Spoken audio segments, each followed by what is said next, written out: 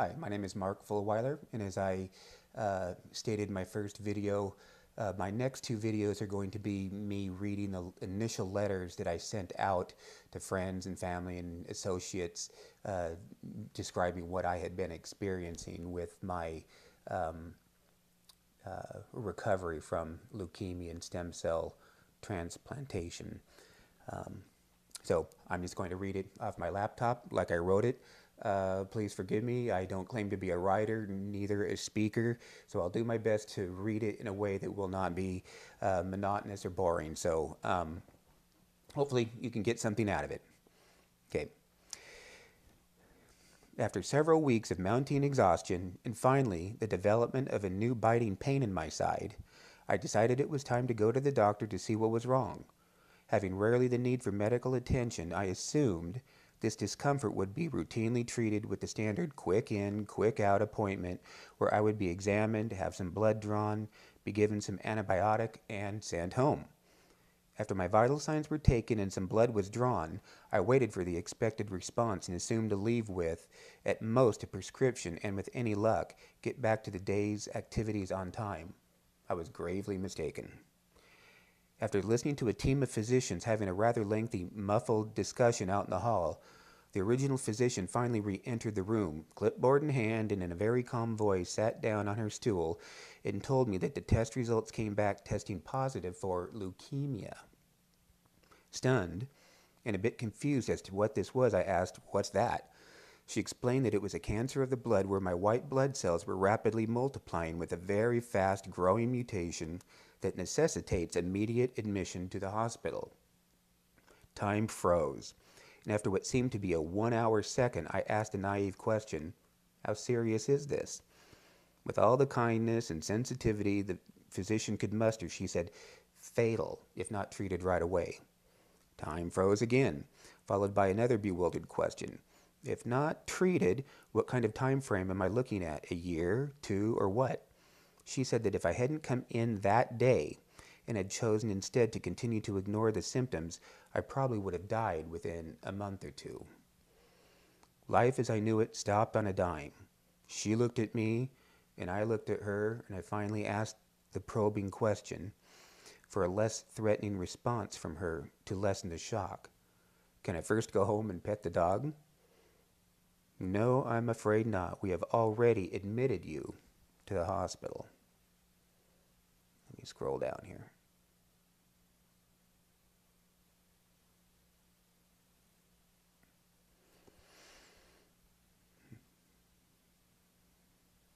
Before I go on with the story, allow me to disclose something about myself and lifestyle up to that point that may help you understand the sudden, nearly quantum psychological shift I needed to make the moment the news penetrated my reeling mind. I've always had a rather independent nature, where I basically went where I went and when I wanted to, and am currently in a line of work, real estate, where this loose trait is liberally accommodated. I cannot tell you how profound it was to be told that I couldn't even go home for a brief time to reassess this information and attempt to regain my composure. Being a believer in Christ, I realized I had just slammed into God's will and that life as I previously knew it had just then ceased. Once I embraced this ominous fact, immediate surrender to divine providence was given me, and I was brought into a peaceful yet stunned frame of mind. Later that day, I learned that due to a permanent self-perpetuating condition, my bone marrow, which ought to produce the vital, life-dependent, and sustaining blood stem cells that produce red, white, and blood platelets, had a fatal and incurable mutation in the white blood cells' DNA. This condition made it imperative that my own be eradicated and replaced with healthy blood stem cells of another person. This would ensure that my own white blood cells would not remain to produce leukemic cells, and that the new stem cells could successfully fight the return of this type of cancer in the future in order for me to survive.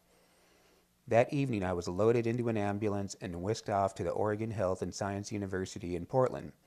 A totally surreal experience for one who rarely even caught so much as a cold. Once I'd been admitted to the hospital, we needed to get the leukemia into immediate remission by the use of a procedure called chemotherapy. By taking this action, we would arrest the production of my stem cells, which, when normal, drive a healthy immune system, but had failed to do so. Excuse me.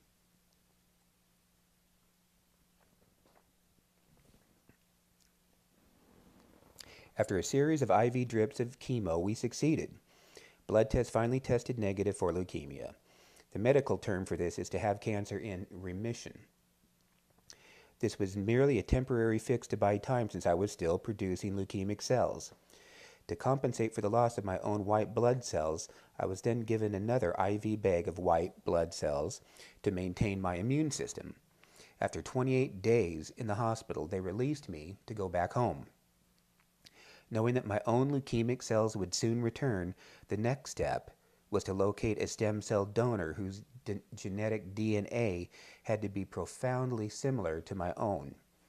The idea around this is that they would be so similar to my own system's DNA that they could be transplanted into me and graft successfully in my marrow-harboring bones and ultimately replace my own bone marrow and blood with leukemia-fighting stem cells of another, and my life could be spared.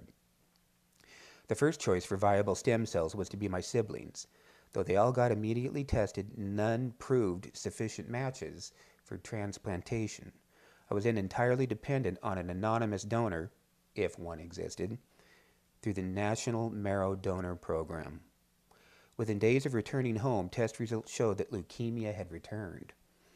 It was evident to the team of doctors overseeing my care that I had a battle ahead.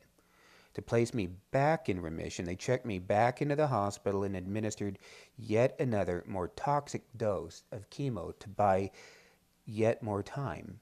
In spite of all the efforts of the highly trained doctors, without a donor, nothing they could do would avail in the end. The human body simply cannot endure the toxic, poisonous effects of chemotherapy for long.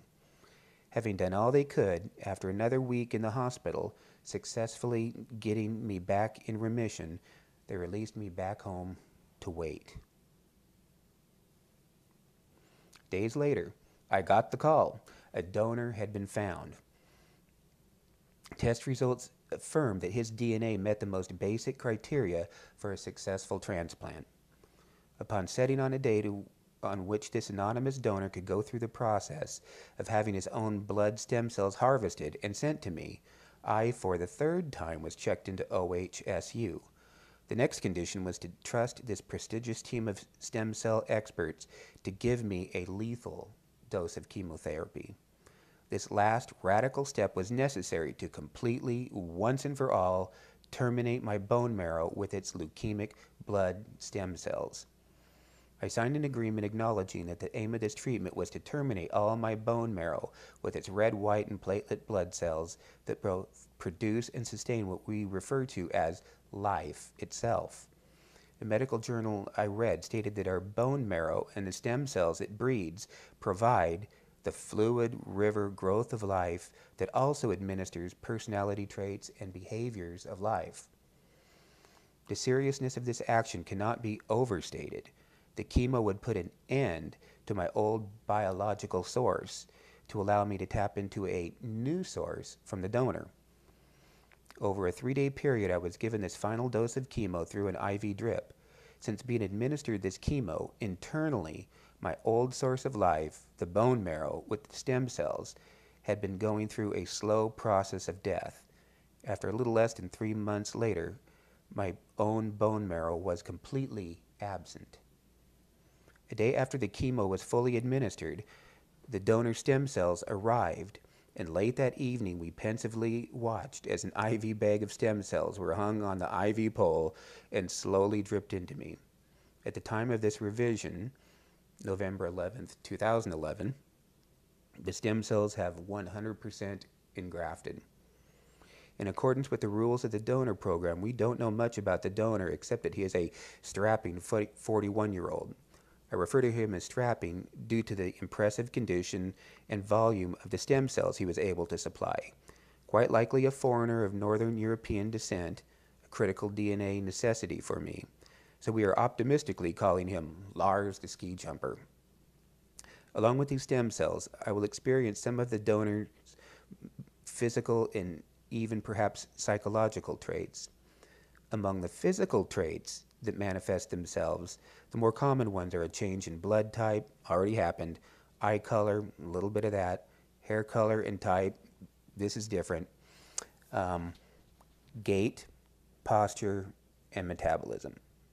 Psychological traits that may work their way through from donor to host, me, vary widely from notable personality changes of disposition to small nuances of character. We will have to wait and watch to see what happens. The 2 points I'm particularly amazed at is that one, I've been freed from my lethal cancerous source, and two, Lars, as we are calling him, is living in me and any other host that he has given stem cells to, as well as maintaining his own life wherever he may be. At present, I am back home following the doctor's orders and am quite able to maintain my real estate practice. Throughout this entire 9-month odyssey, the team of transplant specialists have been so impressed with the smooth way in which I have gone through this whole procedure that, for better lack of words, they have selected me as the new poster boy for the Knight Cancer Institute at OHSU. You may even see my face on a billboard along the I-5 corridor someday. In fact, to the delight of the team of physicians up at OHSU, while I was admitted up there, I was still successfully closing real estate deals from my hospital room.